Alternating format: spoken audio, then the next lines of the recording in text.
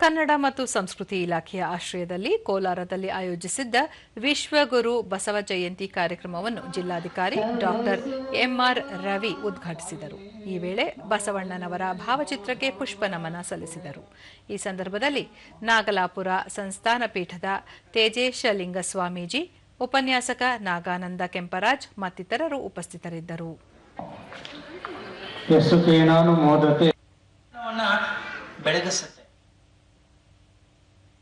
ಬಳಿಕ doctor M R Ravi, Basavanna ಅವರ ಚಿಂತನೆಗಳು ಮನುಷ್ಯರು ಮತ್ತು ಅವರ ನೋವುಗಳಿಗೆ ಸಂಬಂಧಿಸಿತ್ತು.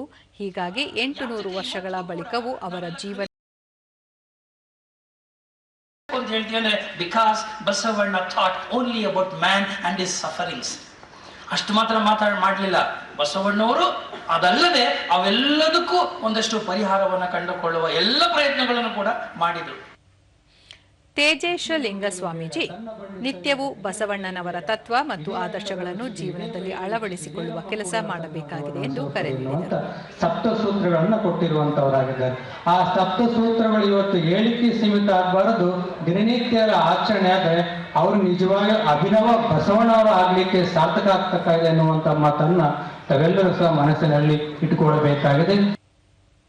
ನಾಗಾನಂದ ಕೆಂಪರಾಜ್ ಅನುಭವ ಮಂಟಪದ ಮೂಲಕ ಬಸವಣ್ಣ ತಮ್ಮ ತತ್ವಗಳನ್ನು ಪ್ರಚಾರಪಡಿಸಿದರು.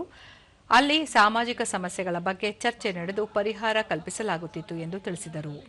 ಮಂಟಪವನ್ನು ಸ್ಥಾಪನೆ ಮಾಡುತ್ತಾರೆ. ಇದನ್ನು ವಚನ ಮಂಟಪ ಅಂತ ಸಹ ನಾವು ಕರೀತೀವಿ.